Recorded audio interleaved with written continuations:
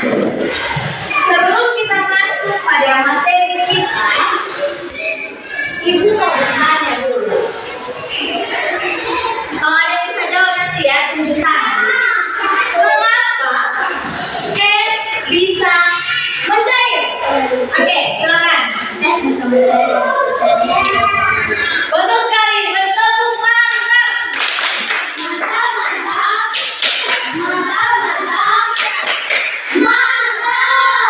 Betul sekali, karena terjadi perubahan. Oke, inilah menjadi topik kita pada pagi hari ini. Yang menjadi judul untuk kita hari ini adalah perubahan wujud zat. Apa? Perubahan wujud zat. Namun, sebelum kita masuk pada materi kita, Ibu akan memberitahukan apa yang menjadi tujuan pembelajaran kita pada pagi hari ini. Dengar ya, yang pertama, menyebutkan macam-macam perubahan wujud benda. Itu tujuan yang pertama. Tujuan yang kedua, menjelaskan proses terjadinya perubahan wujud benda.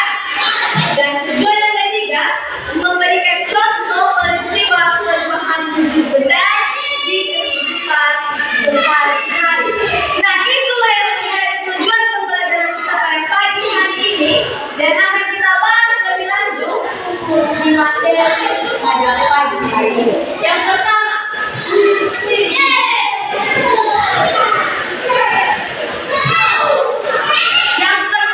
pengertian dari perubahan wujud zat. Pengertiannya perubahan bentuk suatu zat menjadi bentuk zat lain, di mana proses perubahan wujud benda melibatkan pelepasan atau penerapan kalor.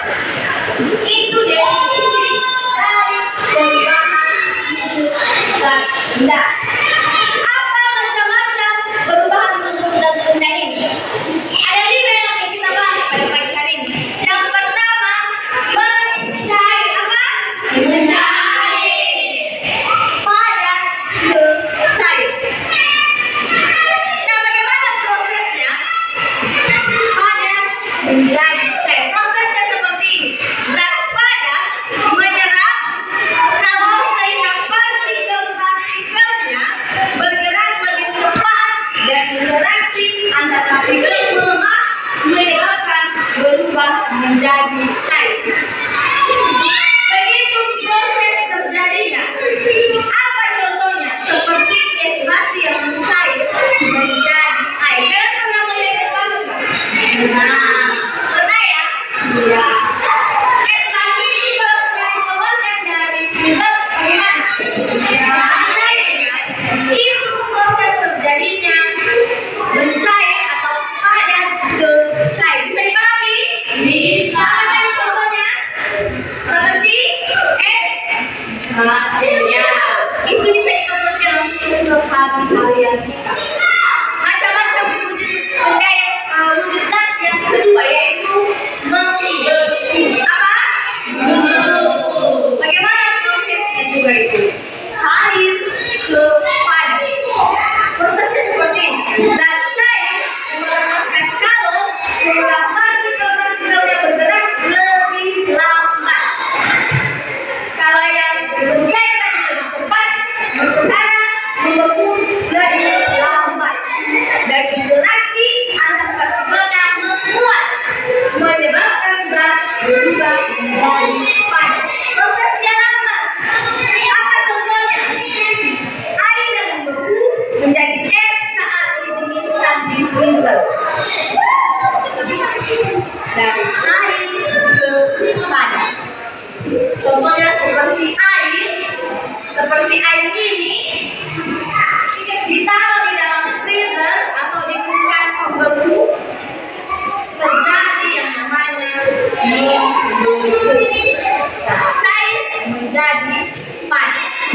Bisa dipahami? Bisa. Oke.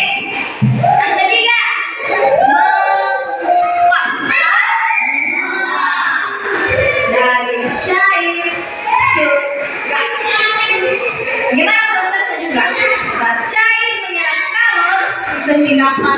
partikelnya bergerak lebih lambat dan gaya tarik antar partikelnya meningkat. Menyebabkan apa? Menyebabkan zat berubah menjadi cair. Berubah. Apa contohnya? Contohnya air yang mendidih dapat dan masak air di rumah.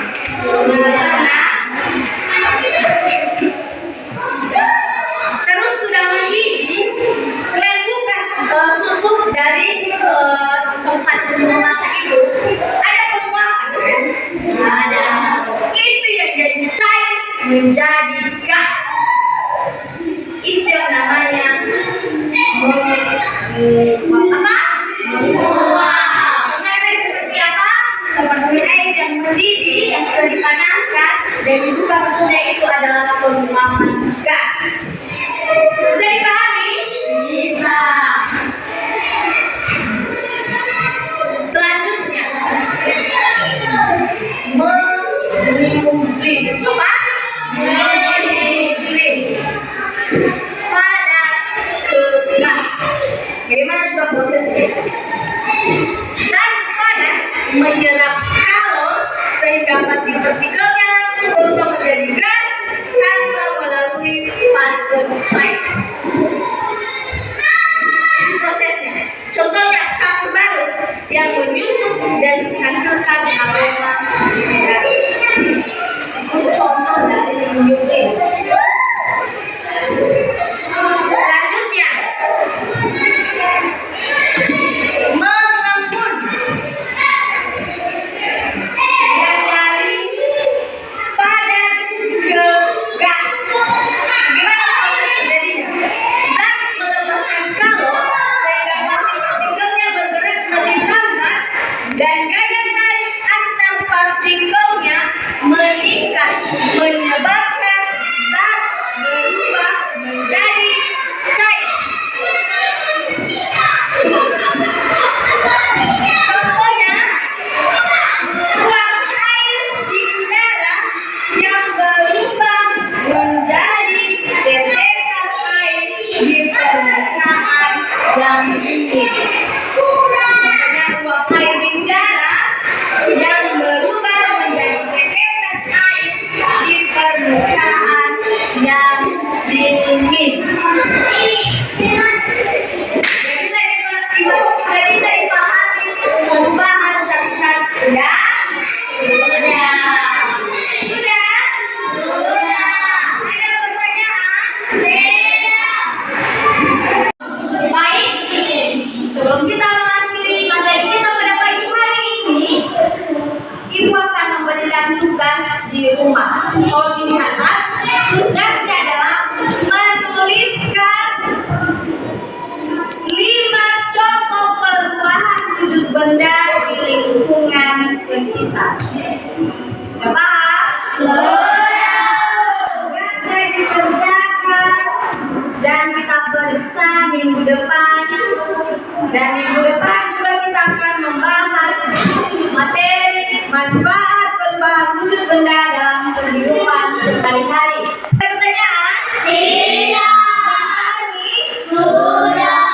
Baik, demikianlah materi kita pada pagi hari ini. Dan sebelum kita menutupnya, mari kita berdoa kepada petugas. Dipersilakan. Oke. Terima kasih. Selamat pagi.